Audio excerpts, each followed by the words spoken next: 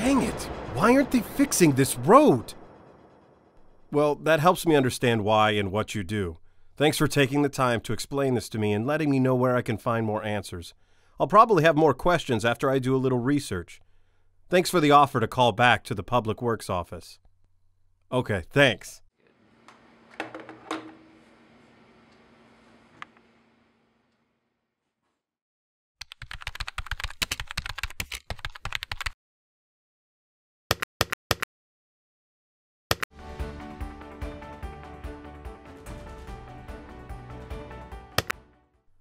What was it he said?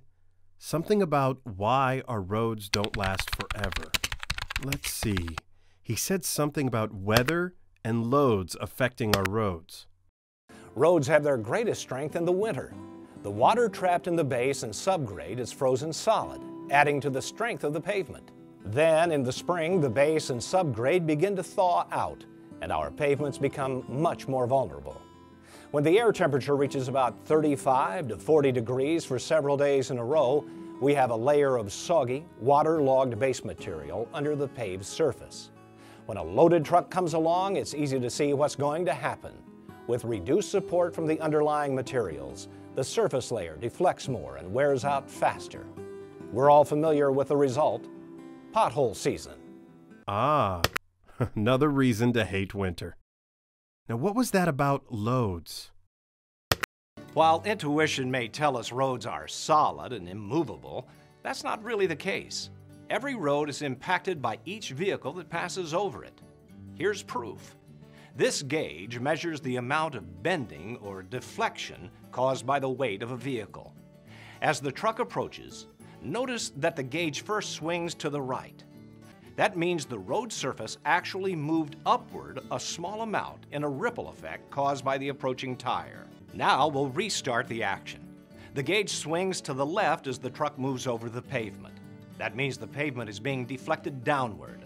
After the truck passes, the pavement rebounds to its original position. This cross-section of a road gives us a somewhat exaggerated but still representative look at what we just saw. Notice that all of the layers of the pavement are affected by each pass of the truck. The heavier the truck, the greater the impact on the road.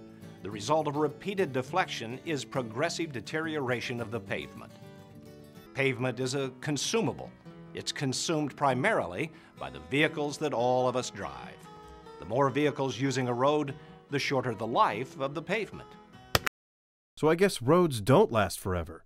The two things that wear them down are weather and traffic, especially heavy trucks. And the more trucks that use our roads, the quicker they need to be repaired. Well, that fits with what the engineer on the phone said. Roads are a consumable product that have a finite life. Kind of like this pencil. Okay, so if roads don't last forever, what was it he said about extending pavement life?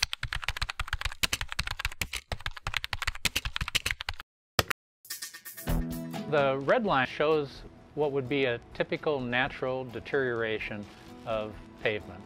And it has a finite life cycle to it through weathering and freeze-thaw cycles and traffic and rainfall events. And so if you don't do anything to pavement, it is just naturally going to deteriorate and start to fall apart. The blue line shows what would happen if you did intermediate steps. So maybe you would do some preventive maintenance activities while the road's in good condition, do an overlay once it reaches a fair or close to poor condition, and then you could repeat that several times throughout the life of the road. If you do the right fix at the right time, then you not only can increase the overall service life of the road, but many times you can reduce the overall life cycle cost as well. That must be what my engineer was talking about, and why they weren't working on my road. Because once a road reaches a certain point, it is better to spend money on roads that can be saved. The engineer also mentioned having a process to determine when to do what, and that it isn't always cost-effective to fix the worst thing first. Something about a process to manage pavements. Counties and cities in Minnesota are doing pavement management in many ways. Some use commercial computer software, while others develop their own methods. Pavement management can be effective all the way from a 3-ring binder notebook to the most sophisticated software The goal is to assemble the data that you need to make decisions. It's a program that lets the policymakers decide what the quality of life they want to have for their community, and that's their job.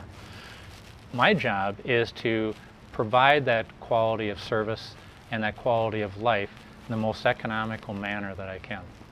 And this is a tool that helps us do that.